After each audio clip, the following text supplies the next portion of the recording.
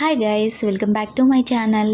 ఈరోజు వీడియోలో మాకు ఇక్కడ కరక్పూర్లో సోలాపూరి అమ్మవారు ఉంటారు కదండి. సో ఆ అమ్మవారికి మనం మొక్కుకున్నప్పుడు శారీస్ పెడుతూ ఉంటాము. ఆ శారీస్ని అమ్మవారికి నలుగురు విగ్రహాలు ఉంటాయి.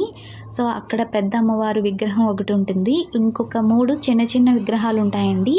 ఆ విగ్రహాలకి మనం మొక్కుబడి కోసం ఇచ్చిన చీరలని వాళ్ళు ఇలాగా చిన్న చిన్న పట్టులంగా ఓనీలాగా కుట్టుతారండి. కుట్టేసి అమ్మవారికి అయితే వేస్తూ ఉంటారు. సో సంవత్సరం మొత్తం కూడా మనం ఇచ్చిన ప్రతి శారీని కూడా వాళ్ళైతే ఇలా కుడతారండి. కుట్టి విగ్రహాలన్నిటికీ వేస్తారు.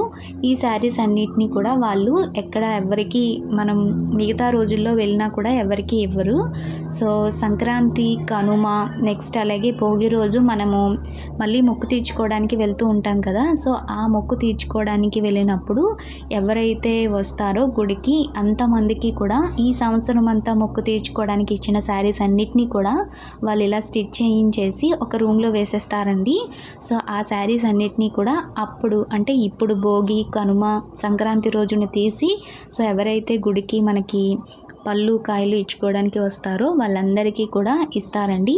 సో ఇంట్లో చిన్న చిన్న పిల్లలకి కుట్టి వేయమని. సో మా పాపకైతే కుట్టడానికి నేనైతే తీసుకున్నాను. సో ఎలా కుట్టాను ఏంటి అనేది మీకు నెక్స్ట్ వీడియోలో అప్లోడ్ చేస్తానండి. సో ఇక్కడ మాకు వచ్చింది రెడ్ అండ్ గ్రీన్ కాంబినేషన్లో వచ్చింది, చాలా బాగా వచ్చిందండి. సో నెక్స్ట్ వీడియోలో ఎలా స్టిచ్ చేశాను అనేది చూపిస్తాను. బాయ్.